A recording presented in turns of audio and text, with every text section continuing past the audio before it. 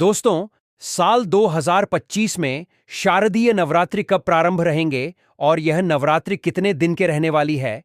घट स्थापना से लेकर माता रानी के 9 अलग-अलग स्वरूपों की पूजा तक की संपूर्ण जानकारी आज आपके चैनल दिव्य ज्योति के माध्यम से मिलने वाली है। तो आपको कहीं और जाने की जरूरत नहीं है। यह वीडियो बहुत ही ज्यादा महत्वपूर्ण रहने वाला है क्योंकि आपके संपूर्ण जानकारी एकमात्र वीडियो से प्राप्त होगी। साथ ही इस दिन आप अपनी मनोकामनाओं की पूर्ति के लिए, गरीबों को दूर भगाने के लिए, पुत्र प्राप्ति, नौकरी प्राप्ति, घर में उन्नति और व्यापार में तरक्की के लिए कौन कौन से उपाय कर सकते हैं, यह भी हम आपको आज के वीडियो में अंत तक बने रहिए बताने वाले हैं। दोस्तों, शारदीय नवरात्रि 2025 शुभ मुहूर्त। आपको कहीं भी जाने की कोई भी आवश्यकता नहीं है। शारदीय नवरात्रि का संपूर्ण मुहूर्त, कलश मुहूर्त और कितने व्रत पड़ेंगे, नवरात्रि का समापन कब होगा, व्रत कब खोलें, हर एक बात इस वीडियो में जानने को मिलेगी। यह वीडियो आपके लिए बड़ा फायदेमंद है। अगर आप चाहते हैं नवरात्रि कब से कब तक होने वाली है, कब से शुरू और कब समाप्त होंगी, कितने व्रत आपको रखने हैं, कन्या पूजन कब करना है, संपूर्ण ज्ञान इस वीडियो में मिलेगा मुहूर्त के साथ। तो इस खूबसूरत वीडियो को एक लाइक जरूर करें। आपको कहीं भी जाने की कोई आवश्यकता नहीं पड़ेगी और यदि कोई सवाल हो तो बेझक कमेंट में पूछिए, रिप्लाई मिलेगा। दोस्तों, मां भगवती दुर्गा की कृपा सदैव आप और आपके समस्त परिवार पर बनी रहे। दोस्तों, आज की वीडियो में मैं आपसे बात करने वाला हूं शारदीय नवरात्रि के बारे में। शारदीय नवरात्रि जो कि अश्विन मास के शुक्ल पक्ष में आती है, कब से प्रारंभ हो रहे हैं, कब समाप्त हो रहे हैं और नवरात्रि के इन 9 दिनों में कलश की स्थापना करके हम मां दुर्गा की आराधना करते हैं। तो कलश की स्थापना करने का शुभ मुहूर्त क्या है, किस दिन कौन सी देवी की आराधना की जाएगी, इस बार नवरात्रि कितने दिन की है और मां दुर्गा की सवारी क्या है, इसके अलावा दुर्गा अष्टमी, महानवमी और दशहरा कब है, यह सारी जानकारी आपको आज की वीडियो में शेयर करने वाला हूं। तो वीडियो बहुत महत्वपूर्ण है, पूरा जरूर देख लीजिए और अगर वीडियो अच्छी लगे तो इसे लाइक भी जरूर कीजिए क्योंकि आपके लाइक्स, आपके कमेंट मेरे लिए बहुत महत्वपूर्ण होते हैं। यह एकमात्र जरिया है जिनसे मुझे पता चलता है कि आपको यह वीडियो अच्छी लगती है और आपके लिए यह वीडियो उपयोगी है। तो अगर वीडियो अच्छी लगे तो लाइक तो जरूर ही किया कीजिए। दोस्तों, शारदीय नवरात्रि का प्रारंभ होता है पितृपक्ष के अगले दिन से, यानी कि जो सर्व पितरों अमावस्या होती है उसके अगले दिन से ही, प्रतिपदा तिथि से ही कलश की स्थापना करके शारदीय नवरात्रि का प्रारंभ हो जाता है। यह नवरात्रि आती है शरद ऋतु में, इसलिए इसे शारदीय नवरात्रि कहते हैं। एक नवरात्रि चैत्र मास में आती है, उसे कहते हैं चैत्र नवरात्रि। इसके अलावा 2 गुप्त नवरात्रि भी होती है, जैसे कि आषाढ़ मास में और माघ मास में। तो सनातन धर्म में 4 नवरात्रि मानी गई है, 2 गुप्त नवरात्र और 2 प्रकट नवरात्रि। इनमें से शारदीय नवरात्रि और चैत्र मास की नवरात्रि का बहुत अधिक महत्व माना गया है। नवरात्रि के इन 9 दिनों में मां दुर्गा के 9 स्वरूपों की आराधना की जाती है और फिर दुर्गा अष्टमी और महानवमी के दिन मां दुर्गा का स्वरूप मानकर कन्याओं की पूजा की जाती है और हवन किया जाता है और इसके बाद इस व्रत का समापन किया जाता है और फिर अगले दिन दशहरा मनाया जाता है। अब बात करें कि प्रतिपदा तिथि कब से प्रारंभ हो रही है, कब समाप्त हो रही है और नवरात्रि की प्रतिपदा तिथि का व्रत हमें कब धारण करना है। वैदिक पंचांग के अनुसार आश्विन माह के शुक्ल पक्ष की प्रतिपदा तिथि की शुरुआत 22 सितंबर को रात 1:23 पर हो रही है। वहीं इस तिथि का समापन 23 सितंबर को रात 2:50 पर होगा। ऐसे में 22 सितंबर से शारदीय नवरात्र शुरू होंगे। इसी दिन घट स्थापना की जाएगी। इस बार शारदीय नवरात्र 10 दिनों का होगा, जो 22 सितंबर से शुरू होकर 2 अक्टूबर को विजयदशमी के साथ समाप्त होगा। दोस्तों, इस बार माता का आगमन हाथी पर होगा, जो सुख सौभाग्य का प्रतीक है, और प्रस्थान मनुष्य की सवारी पर होगा। चतुर्थी तिथि की वृद्धि के कारण नवरात्र 10 दिनों का होगा। इस बार 30 सितंबर को दुर्गा अष्टमी मनाई जाएगी। इसी दिन कन्या पूजन किया जाएगा। आश्विन माह के शुक्ल पक्ष की अष्टमी तिथि की शुरुआत 22 सितंबर को शाम 4:31 पर, आश्विन माह के शुक्ल पक्ष की अष्टमी तिथि का समापन 30 सितंबर को शाम 6:06 पर। जैसा कि नवरात्रि की शुरुआत 22 सितंबर को होगी और उसी दिन कलश स्थापना की जाएगी और मां दुर्गा के प्रथम स्वरूप शैलपुत्री देवी का पूजन होगा। प्रिय भक्तजनों, हिंदू पंचांग के अनुसार 22 सितंबर 2025 को घट स्थापना का शुभ मुहूर्त सुबह 6:09 से लेकर 8:06 तक रहेगा। भक्तों को कलश स्थापना के लिए लगभग 2 घंटे का समय प्राप्त होगा। इस दौरान किसी भी समय घट स्थापना कर मां दुर्गा की पूजा अर्चना कर सकते हैं। इस दिन अभिजीत मुहूर्त सुबह 11:49 से लेकर दोपहर 12:38 तक रहेगा। इस शुभ घड़ी में भी घट स्थापना की जा सकती है। नवरात्रि का पहला दिन 22 सितंबर सोमवार को मन शैल पुत्र का दिन रहने वाला 23 सितंबर मंगलवार को मां ब्रह्मचारिणी की पूजा होगी। मंगलवार के दिन माता ब्रह्मचारिणी की पूजा आप करेंगे और शारदीय नवरात्रि का तीसरा दिन होगा, यानी कि तृतीया तिथि 24 सितंबर 2025 बुधवार को है। इस दिन आप माता चंद्रघंटा की पूजा करेंगे, जो माता दुर्गा का तीसरा स्वरूप माना जाता है।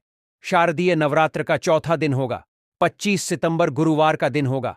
इस दिन माता की कुष्मांडा रूप की पूजा की जाएगी। इस बार चतुर्थी तिथि की वृद्धि है। चतुर्थी तिथि के 2 दिन पड़ने के कारण इस बार नवरात्र 10 दिनों का होगा। चतुर्थी तिथि 25 सितंबर व 26 सितंबर को भी रहेगी। 26 सितंबर को सूर्योदय के पश्चात प्रातःकाल 6:48 तक चतुर्थी होने के कारण उदया तिथि में 26 को भी चतुर्थी का मान होगा। पंचमी तिथि अगले दिन 27 सितंबर को 8:65 पर रहेगी। अतः उदया तिथि में पंचमी 27 सितंबर को ही मिलने के कारण पंचमी का 27 सितंबर को होगा। दोस्तों, इस दिन विनायक चतुर्थी भी है और इस दिन मां भगवती दुर्गा के चौथे स्वरूप मां कुष्मांडा की आराधना आपको करना है। 26 सितंबर शुक्रवार के दिन भी चतुर्थी तिथि है और यह चतुर्थी एक दिन बढ़ा रही है, जिस वजह से नवरात्रि 10 दिन के प्राप्त हो रहे हैं। इस दिन भी माता के चौथे स्वरूप की पूजा की जाएगी। नवरात्रि की पंचमी तिथि आपको प्राप्त हो रही है 27 सितंबर शनिवार को, जिस दिन आपको माता स्कंद माता की पूजा आराधना करना है और यह दिन होगा शनिवार का। 28 सितंबर रविवार के दिन माता कात्यायनी की आराधना करेंगे, जो कि मां दुर्गा का छठा स्वरूप माना जाता है।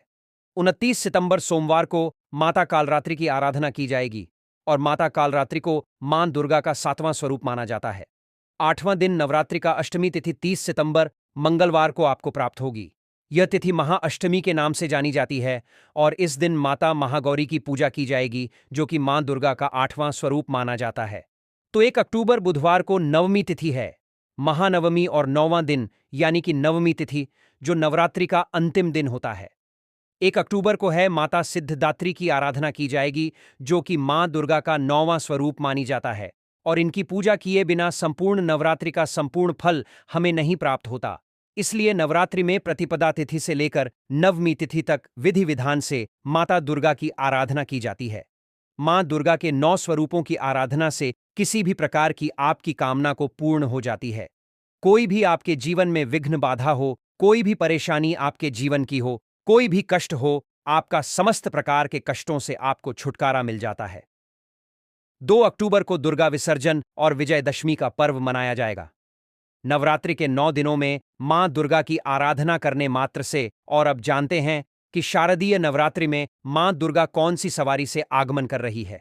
देखिए, इस बार नवरात्रि का प्रारंभ हो रहा है सोमवार से, और सोमवार के दिन जब नवरात्रि का प्रारंभ होता है तो ऐसा माना जाता है कि माता की जो सवारी होती है हाथी होती है। इस प्रकार का वर्णन मिलता है देवी पुराण में। अच्छा, शारदीय नवरात्रि का प्रारंभ होने से पहले आपको कुछ विशेष बातों का ध्यान रखना चाहिए, जैसे कि मां का आगमन होता है। हमारे घर में ऐसा माना जाता है कि प्रतिपदा तिथि से लेकर और नवमी तिथि तक मां दुर्गा इस धरती पर अपने भक्तों के घरों में वास करती है, तो इसलिए हमें अपने घर की साफ सफाई करनी चाहिए। नवरात्रि से पहले ही अपने घर की साफ सफाई कर लीजिए अच्छी तरह से, मतलब घर के कोने कोने की साफ सफाई इस समय में हो जानी चाहिए। ऐसा माना जाता है कि मां दुर्गा उसी के घर में वास करती है जहां पर की साफ सफाई होती है और जहां पर कलह क्लेश नहीं होता, जहां पर सबके बीच में प्रेम बना रहता है, वहीं पर माता का आगमन होता है। तो अपने घर में आपको ध्यान रखना है किसी भी प्रकार से नवरात्रि के इन 9 दिनों में कलह क्लेश ना हो। लहसुन प्याज का सेवन नवरात्रि में नहीं करना चाहिए। मांस मदिरा का तो भूल कर भी नहीं करना चाहिए। अगर आप कलश की स्थापना करते हैं तो आपको अपने घर को कभी भी खाली नहीं छोड़ना चाहिए, मतलब कोई ना कोई व्यक्ति हर वक्त घर में रहना ही चाहिए। अगर आप अखंड दीप दान करते हैं तब भी आपको इस नियम का पालन करना है। एक और चीज, नवरात्रि के इन 9 दिनों में बाल और दाढ़ी नहीं कटवा चाहिए। इसके अलावा नाखून भी नहीं काटना चाहिए। तो यह कार्य आपको नवरात्रि से पहले कर लेना है। नवरात्रि प्रारंभ होने से पहले आपको जो भी जरूरी चीजें हैं पूजा की, वह सभी चीजें खरीदकर अपने घर में पहले रख लेना है। आप चाहे माता की मूर्ति खरीदना चाहते हो या फिर चुन्नी माता की लेनी हो, नारियल इत्यादि लेना हो, ये सभी चीजें आप पितृपक्ष में भी ले सकते हैं। मतलब जैसे कि नवरात्रि तो अगले दिन से ही प्रारंभ हो जाती है ना। जैसे कि अमावस्या के अगले दिन नवरात्रि का पहला दिन होता है, तो आप पितृपक्ष में भी माता की पूजा के निमित्त कोई भी चीज खरीद सकते हैं। ठीक है। जैसे कि जाप करने के लिए माला आपको चाहिए, या फिर आप पुस्तक लेना चाहते हैं, सप्तशती की या फिर अखंड दीपक लेना चाहते हैं, या और भी चीजें जो कि पूजा की सामग्री होती है, वह सभी सामग्रियां आप पितृपक्ष में खरीद सकते हैं। कोई दिक्कत नहीं है। देखिए, पूजा की कोई सामग्री हम खरीदारी करते हैं, पितृपक्ष में तो उसका कोई दोष नहीं लगता। अपने लिए कुछ नहीं खरीदना चाहिए, और अगर खरीद भी लेते हैं तो उसे धारण नहीं करना चाहिए। ठीक है। तो इस बार नवरात्रि का प्रारंभ हो रहा है। 22 सितंबर सोमवार से माता की सवारी होगी। हाथी है। ऐसी में इस बार अत्यधिक वर्षा का योग बन रहा है, और यह धन धान्य का योग भी बना रही है। ऐसे में सभी को बहुत ही ज्यादा लाभ प्राप्त होगा। और अंतिम दिन माता रानी बुधवार के दिन जा रही है, जो कि मनुष्य पर सवार होकर जाएंगे। ऐसे में इस नवरात्रि में आपको कुछ बातों का विशेष ध्यान रखना है। विधि विधान से मां दुर्गा की आराधना करके दुर्गा सप्तशती का जितना हो सके पाठ करना है। अगर आप पाठ नहीं कर पाते हैं किसी भी कारणवश, तो आप प्रतिदिन का पाठ सुन भी सकते हैं। इसके अलावा नवरात्रि में आपको नवाड़ मंत्र का जप जरूर करना चाहिए। ओम एम क्लीन चामुंडा विजय। इस मंत्र का जप से आपकी किसी भी प्रकार की कामना पूर्ण होती है। तो पूरे विधि विधान से अगर हम मां दुर्गा की आराधना करते हैं, मंत्रों का जप करते हैं और सात्विक आचार विचार व्यवहार रखते हैं, तो किसी भी प्रकार की हमारी कामना मां दुर्गा की कृपा से पूर्ण होती है। और दोस्ती, हमारे शास्त्रों में नवरात्रि के दौरान कुछ ऐसी गलतियां हैं जिनको भूल कर भी ना करें, नहीं तो पूरा घर दरिद्र और गरीब का गरीब बंगाल का कंगाल रहता है। शारदीय नवरात्र की अष्टमी और नवमी तिथि पर घर और मंदिर की साफ सफाई का खास ध्यान रखें। पूजा के समय काले रंग के कपड़े ना पहनें, किसी से वाद विवाद ना करें, किसी के बारे में गलत ना सोएं, बधे बुर्जुग और महिलाओं का अपमान ना करें। इसके अलावा तामसिक भोजन का सेवन करने से बचना चाहिए। इसके अलावा भी अगर आपका कोई प्रश्न हो, कोई विशेष वीडियो देखना चाहते हैं, तो कमेंट बॉक्स में जरूर लिख दीजिए। और आज की वीडियो अगर आपको अच्छी लगी हो तो वीडियो को लाइक कीजिए, शेयर कीजिए, और चैनल पर पहली बार आए हैं, अगर अभी तक आपने चैनल को सब्सक्राइब नहीं किया है, तो आज की वीडियो आपको अच्छी लगे तो चैनल को सब्सक्राइब करके बेल आइकॉन को जरूर प्रेस कर लीजिए। इससे यह होगा कि इस चैनल पर जो भी नई वीडियो अपलोड होंगी, उनके नोटिफिकेशन आपको सही समय पर प्राप्त होंगे। और हाँ,